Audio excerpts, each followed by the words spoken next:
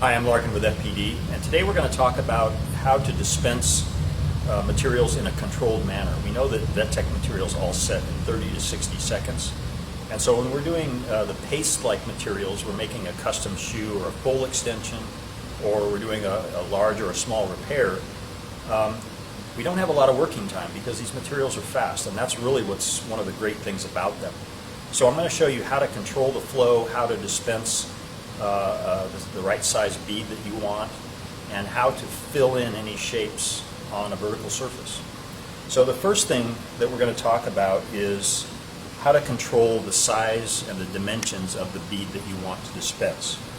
So there's a couple things to pay attention to, actually three things. So the first thing is we want to hold the mixing tip off of the surface about the distance that we want in thickness.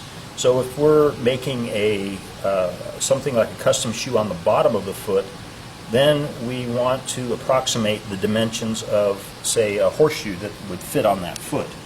So in that case, we want to hold it about 5/16 or 3/8 of an inch off of the surface that we're working on. The second thing that we have to think about is that we want to be perpendicular or 90 degrees from the surface that we're working on.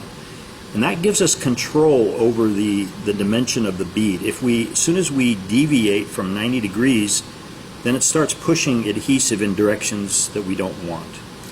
So holding it off the surface, keeping it 90 degrees, and then the third thing is circular motions. So what it allows us to do is control the thickness and the dimension of the bead that we're trying to produce. So if we want a narrow bead, we move in small circles.